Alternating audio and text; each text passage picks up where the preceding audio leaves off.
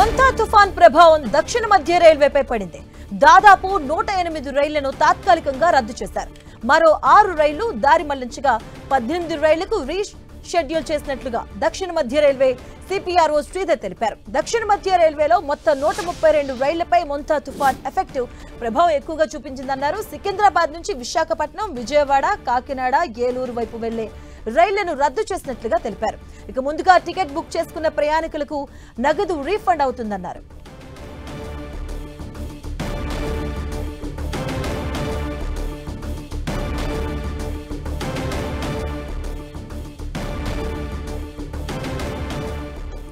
దక్షిణ మధ్య రైల్వేపై మొంతా తుఫాన్ ఎఫెక్ట్ పడింది. 108 రైళ్లను రద్దు చేశారు అధికారులు. 6 రైళ్లు దారి మళ్లింపు జరిగింది. అలాగే 18 రైళ్లను రీషెడ్యూల్ చేశారు. మొత్తంగా 132 రైళ్లపై మొంతా తుఫాన్ ప్రభావం పడిందని చెప్పుకోవచ్చు. ప్రయాణికుల కోసం హెల్ప్ డెస్క్ లను ఏర్పాటు చేశారు. అలాగే టోల్ ఫ్రీ నెంబర్స్ కూడా ఏర్పాటు చేయడం జరిగింది. టికెట్ బుక్ చేసుకున్న ప్రయాణికులకు నగదు రీఫండ్ చేస్తామని చెప్పారు.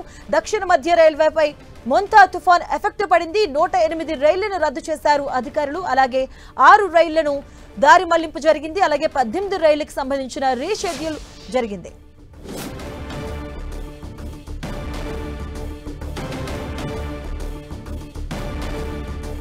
ఇక ఇదే అంశంపై దక్షిణ మధ్య రైల్వే సిపిఆర్ఓ శ్రీధర్ తో మా ప్రతినిధి Kiran face to face. Montha తుఫాన్ ఎఫెక్ట్ తెలుగు రాష్ట్రాల మీద ఎక్కువ ప్రభావం చూపుతున్నట్టు తెలుసుకోండి. ముఖ్యంగా ఏపీ మీద ఈ తుఫాన్ ఎఫెక్ట్ చాలా ఎక్కువగా కనిపిస్తుంది. దీనికి సంబంధించి రవాణా వ్యవస్థ మీద కూడా కొంత ఇంపాక్ట్ పడిన నేపథ్యంలో దక్షిణ మధ్య రైల్వే సంబంధించి ఇటు ఏపీతో పాటు తెలంగాణ తిరిగే సంబంధించిన పలు రైలు సర్వీసులు కూడా రద్దు చేసిన పరిస్థితి కనిపిస్తుంది. కాబట్టి పూర్తి స్థాయిలో ఎన్ని సర్వీసులను రద్దు చేశారు, ఎన్ని సర్వీసులను దారి మళ్లించారో తెలుసుకునే ప్రయత్నం కూడా చేద్దాం. మనతో మాట్లాడేందుకు దక్షిణ మధ్య రైల్వే శ్రీధర్ గారు చెప్పండి, గడిచిన 2 రోజులుగా మొంతా తుఫాన్ ఇటు ఏపీ మీద చాలా ఉధృతమైన ప్రభావం చూపిస్తుంది. ఈ నేపథ్యంలో ఇటు రైల్వేకి సంబంధించి ఎన్ని రైళ్లు రద్దు చేశారు, ఎన్ని రైళ్లు దారి మళ్లించారు? ప్రస్తుతానికి 107 ట్రైన్స్ని కంప్లీట్గా రద్దు చేయడం జరిగింది. 6 ట్రైన్స్ వచ్చేసి డైవర్షన్ అయ్యాయి. 18 ట్రైన్స్ రీషెడ్యూల్ చేశాము. ఇంకా ఫర్దర్గా కూడా అంటే ఈ తుఫాను ఈరోజు సాయంత్రం అంటే తీరానికి చేరుకునే అవకాశం ఉంది. ఆ టైంలో ఆ ప్రాంతంలో ఉధృతమైన వర్షపాతము అలాగే విండ్ స్పీడ్స్ కూడా హెవీగా ఉండే అవకాశం ఉంటుంది. ఆ టైంలో అక్కడ ట్రైన్స్ ఉండకుండా చూసే ప్రయత్నం చేస్తా ఉన్నాం. గతంలో కూడా ఈ తుఫాన్తో కావచ్చు, ఎందుకంటే ఏపీ తెలంగాణ ప్రాంతాల్లో కొంత ఫ్లడ్ ఎక్కువ ఉన్న ఏరియాలో కూడా ట్రాక్స్ కొట్టుకుపోయిన పరిస్థితి, అప్పుడు చాలా అప్రమత్తంగా వ్యవహరించారు. ప్రస్తుతం ఈ తుఫాన్ ఎఫెక్ట్ నేపథ్యంలో ఏపీలో ఎక్కడైనా ట్రాక్స్కి సంబంధించి కొంత డ్యామేజ్ అయిందా, అలాంటి పరిస్థితులు ఎక్కడైనా ఉన్నాయా?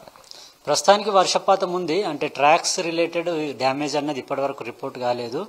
దీనికి సంబంధించి కూడా అంటే రెగ్యులర్గా మా పెట్రోలింగ్ టీమ్స్ కూడా పూర్తిగా కోస్టల్ ఏరియా అంతా కూడా రెగ్యులర్ పెట్రోలింగ్ చేస్తూ ఉన్నారు. ఎక్కడ కూడా ఎలాంటి ఇష్యూ ఉన్నా కూడా ఇమ్మీడియట్గా హయ్యర్ ఆఫీసర్స్కి రిపోర్ట్ చేసే పరిస్థితి ఉంది.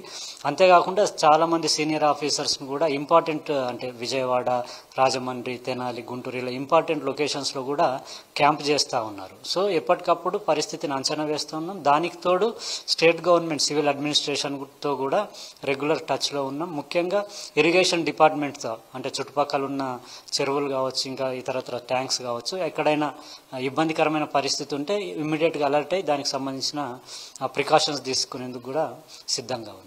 ముఖ్యంగా మనకి సికింద్రాబాద్ నుంచి చాలా ఎక్కువ ట్రైన్స్ ఏపీకి వెళ్తుంటాయి. విజయవాడ, వైజాగ్, తిరుపతి వెళ్తుంటాయి. వాటికి ఆ సంబంధించిన ప్రయాణికులు ఇప్పటికే వెళ్లాల్సిన వాటికి రిజర్వేషన్ చేసుకుని ఉంటారు. అవి క్యాన్సిలేషన్ ఎట్లా ఉంటుంది, ఆ ప్రయాణికులకి ఏం చెప్తారు, ఇక్కడ నుంచి డైవర్షన్స్ ఏ విధంగా ఉన్నాయి? ముఖ్యంగా సికింద్రాబాద్ నుంచి అంటే విజయవాడ, వైజాగ్, హౌరా ఆ రూట్లో కొన్ని ఇంపార్టెంట్ ట్రైన్స్ మనకి ఫలక్నుమా కావచ్చు, ఈస్ట్ కోస్ట్ ఎక్స్ప్రెస్ కావచ్చు, గోదావరి కావచ్చు, ఇలాంటి ఇంపార్టెంట్ ట్రైన్స్ అన్నీ కూడా ఆ క్యాన్సలేషన్ ఇవాల్టి నుంచి క్యాన్సలేషన్ ఇవ్వడం జరిగింది.